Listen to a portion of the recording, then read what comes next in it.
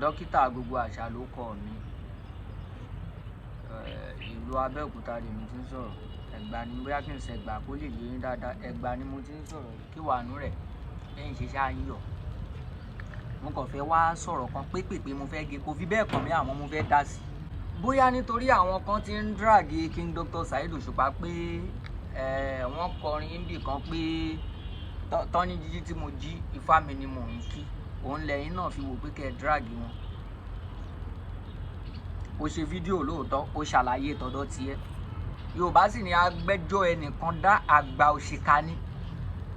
Ṣùgbọ́n nínú ọ̀rọ̀ tó sọ, ó fi evidence lẹ̀ nínú àwọn fídíò kọ̀ọ̀kan, ó fi lẹ̀ nínú àwọn kọ̀ọ̀kan.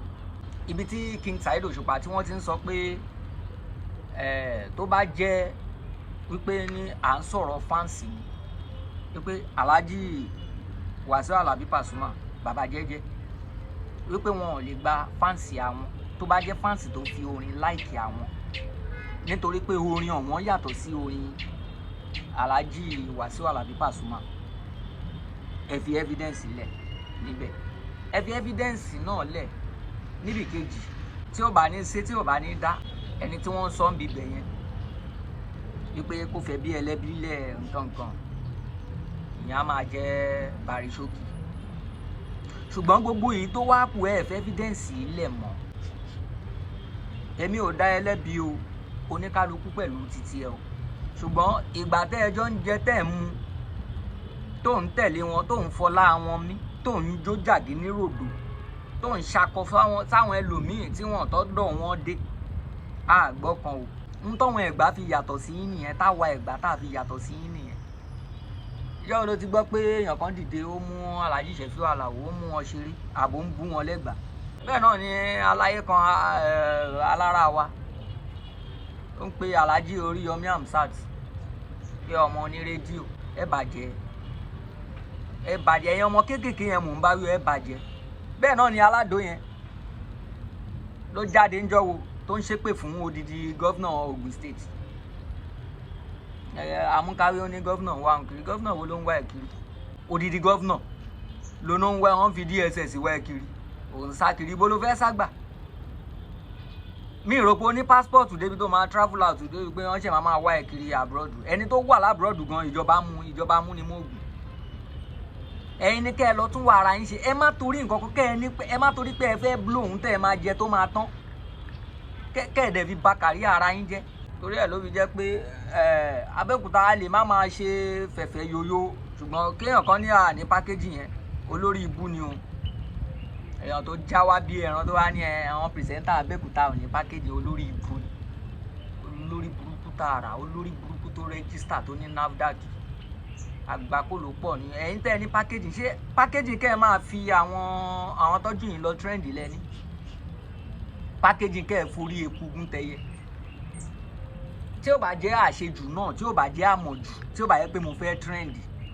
Ìgbà tí olóyè Májàsọ́lá tí wọ́n sọ̀rọ̀ pé kátìẹ̀ ni wọ́n sọ pé ẹni tí wọ́n bá bí dá kó gbé òbí wèrè kan wá sí ilẹ̀ Yorùbá, àbí kó gbé Àtíkù kan wá sí ilẹ̀ Yorùbá. Bójú akátá bá wá léwó, ṣé ẹnu adìyẹ ló wá tọ́ sí? Tó bá wá tọ́ sẹ́nu adìyẹ náà, ṣé bóyá yẹ kí yẹn sọ lóye sọ yẹn? Ìlódà yín pé wọ́n dá bàràbò lẹ́nu yẹn. Ṣé bóyá yẹ kó sọ nìyẹn? Olóyè Májàsọ́lá ń tẹ́ sọ yẹn, ẹ má ní káwọn èèyàn máa campaign. Tí ó bá yẹ pé o ti ní wọn nú tẹ́lẹ̀, ṣé bóyá kó wọ́n wọn páká nìyẹn? Alágbàkó ló pọ̀ jù nínú yín. Òṣùpá èmi ò tiẹ̀ wá mọ̀ bóyá àjọ̀nú lóṣùpá yẹn ná. Òṣùpá yẹn wá jọmọ lásán. Àjọ̀nú burúkú ni àjọ̀nú bẹ̀rù. Ṣé kí n ṣọ́ọ̀kì rẹ? Àbóyè tí ó rí ohun tí Alhaji King Saheed Òṣùpá tí wọ́n fi dáhùn. Èyí Ọlọ́run fẹ́ pa náà ẹ̀ṣọ́ tiwa. Ó máa ṣẹ̀sí oníṣí ilé kan àbọ̀. Béèyàn Ọlọ́run fẹ́ pa náà ẹ̀ṣọ́ tiwa. Ẹ̀dá ẹja rọ ọjọ́ àti sinmi. Ẹ̀dá ẹja rọ ọjọ́ àti sinmi. Àtúbọ̀tán láyé mà ló jàjú. Ẹ̀dá ẹja rọ ọjọ́ àti sinmi. Àwíkòkò ṣálẹ̀ mi. Àwíkòkò lójú ọlọ́rọ̀ sọ̀rọ̀ títọ́. Ẹ̀yin wá lọ́rọ̀ tó sọ pé ẹ̀yin dìyẹn mọ́wọ́. Ṣọ́ra ṣírí lọ́rọ̀ tó sọ tẹ́lẹ̀ ni. Ọ̀rọ̀ tí kì í sọ̀rọ̀ má jẹ́ kọ́mọ ẹnìkan kan gbọ́. Ọ̀rọ̀ tó ti kúrẹ́ ewé o tó ti kúrẹ́ gbòǹgbà kan.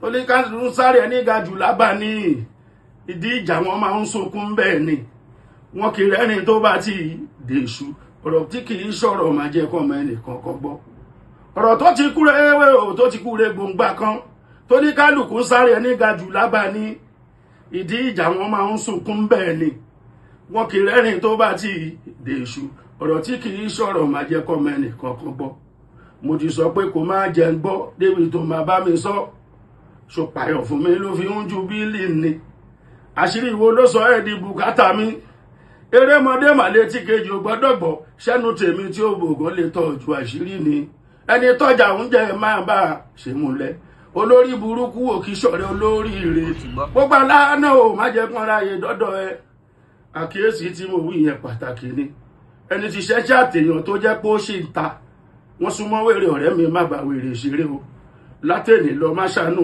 wèrè kankan ọ̀kánjú amúlẹ̀ ìmọ̀ kò mọ̀ pé léwu ìwà ìnítẹ̀lọ́rùn ni ọ̀pọ̀ ẹ̀dá lónìí ẹni òun ọmọ jẹ́rí mà ní ìgbàgbé ló ṣe kákápá ọ̀kánjú ẹni òṣùpá ló dá. Thank you everybody. Thank you Saheed Osupa fans club. Thank you Pasuma fans club. Thank you all lovers of Saheed Osupa. ìbẹ́ fẹ́ trend ni ẹ máa trend àwọn alágbàkú àwọn olóṣìwẹ̀wẹ́ àwọn ọ̀dọ́mọdé aláìlérò àwọn onígbó onísìgá àwọn aláàbọ̀ ọpọlọ àwọn alágbàkú ẹlẹ́nu Joshua.